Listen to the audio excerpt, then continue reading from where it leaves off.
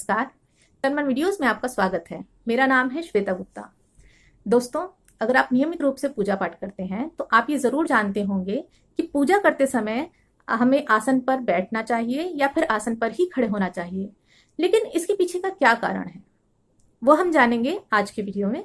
इसके अलावा हम जानेंगे कि कौन कौन से आसन पूजा के समय वर्जित होते हैं, कौन कौन से आसन पूजा के लिए श्रेष्ठ होते हैं और पूजा करते समय आसन से जुड़े और कौन से नियम कायदे होते हैं। इसलिए इस वीडियो को अंत तक जरूर देखिएगा। सबसे पहले हम जान लेते हैं कि पूजा करते समय आसन का प्रयोग करना क्यों जरूरी होता है।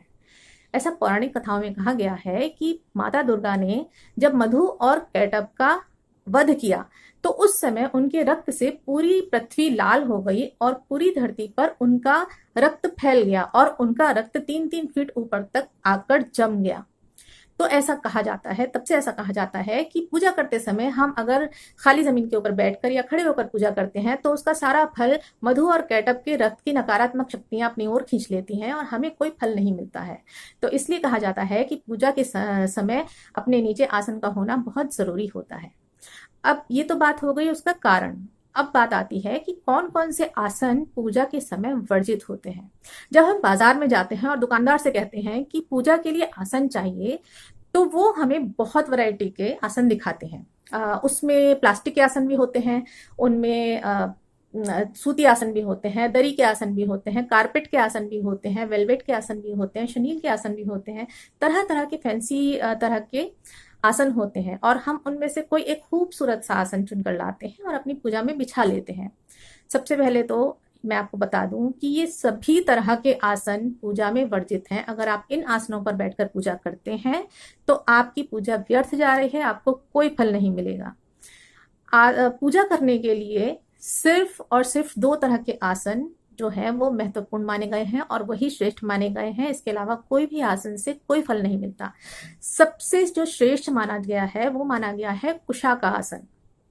यदि आप कुशा के आसन पर बैठकर या खड़े होकर पूजा करते हैं तो कहते हैं उस पूजा का फल 100 गुना होकर मिलता है। लेकिन महिलाओं को कुशा के आसन के ऊपर बैठकर या खड़े होकर पूजा करना वर्जित माना गया है। ये कुशा का आसन सिर्फ पुरुष ही इस्तेमाल कर सकते हैं। तो ऐसा कौन सा आसन है जो महिलाएं भी इस्तेमाल कर सकती हैं? वो आसन है ऊन का आसन। ऊन का आसन कुशा के बाद सबसे अच्छा माना जाता है, जिस पर पुरुष और महिला दोनों ही बैठकर पूजा कर सकते हैं। ऊन का आसन बाजार में आसानी से उपलब्ध नहीं होता है, तो जिन लोगों को बुनाई आती है वो लोग घर में ही आसन को बुनकर तैयार कर सकते हैं। अगर लोग ऐसा नहीं कर सकते हैं तो जो भी शॉल होते हैं, लेकिन वो यूज्ड शॉल नहीं होने चाहिए, बिल्कुल नए शॉल होने चाहिए, प्योर वूल के शॉल होने चाहिए। शुद्ध ऊन के शॉल को आप फोल्ड करके आसन की तरह यूज कर सकते हैं।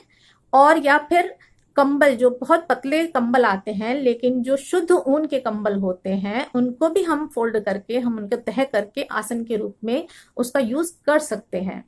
तो ये तो हो गई आसन के प्रकारों की बात। अब हम जानते हैं कि पूजा के दौरान ऐसे कौन से नियम हैं जो आसन से जुड़े होते हैं। सबसे पहला नियम है कि घर में जितने भी सदस्य हैं उन सबके आसन अलग अलग होने चाहिए। कोई भी किसी और का आसन यूज ना करे, नहीं तो उन लोगों को पूजा का कोई फल नहीं मिलता है। दूसरी बात कि जब पूजा करते हैं, हमने कई घरों में ऐसा देखा है कि घर के मंदिर में एक ही आसन रखा रहता है और वो 24 घंटे बिछा रहता है। लोग आते हैं, उस पर बैठ के पूजा करते हैं और उठ के चले जाते हैं और वो आसन वैसा का वैसा ही बिछा रहता है। ऐसा भी नहीं करना चाहिए, क्योंकि ऐसा कहा गया है कि अगर हम पूजा के बाद अपना आसन उठाकर जो है उसको तह करके नहीं रखते हैं तो इंद्र देवता हमारी सारी पूजा का फल ले लेते हैं। इसलिए कहते हैं कि जब भी पूजा करें तभी आसन बिछाएं और आसन पूजा करने के बाद आसन को उठाकर जो है तह करके उसको शुद्ध जगह पर जरूर रख दें। इसके अलावा अगर आप नीचे बैठकर पूजा नहीं कर सकते हैं और कुर्सी पर बैठकर पूजा करते हैं या फिर लकड़ी की चौकी पर बैठकर पूजा करते हैं तो आप कुर्सी पर भी आसन बिछाएं और जहां पर आपके पैर रखे जाते हैं वहां पर भी आसन बिछाएं। चौकी पर भी आसन बिछाएं, जहां पर आपके पैर टच होते हैं जमीन पर उसके ऊपर भी आसन बिछाएं। कोई भी आपका शरीर का अंग जमीन को टच नहीं होना चाहिए। फिर वही कि पूजा करने के बाद अपना आसन जो है वो तह करके किसी शुद्ध जगह रख दीजिए। आसन से जुड़ी जितनी भी मेरे पास जानकारियां थी वो मैंने आपको दी। ये जानकारी आपको कैसी लगी हमें कमेंट करके ज़रूर बताइएगा। आज का वीडियो आपको कैसा लगा? अगर अच्छा लगा हो तो उसको लाइक ज़रूर कीजिएगा और शेयर भी कीजिएगा। हमारे चैनल तन मन वीडियोस को सब्सक्राइब ज़रूर कीजिएगा। हमें देखने के लिए बहुत बहुत शुक्रिया। अगले वीडियो तक के लिए मैं आपसे आज्ञा चाहती हूँ। नमस्कार।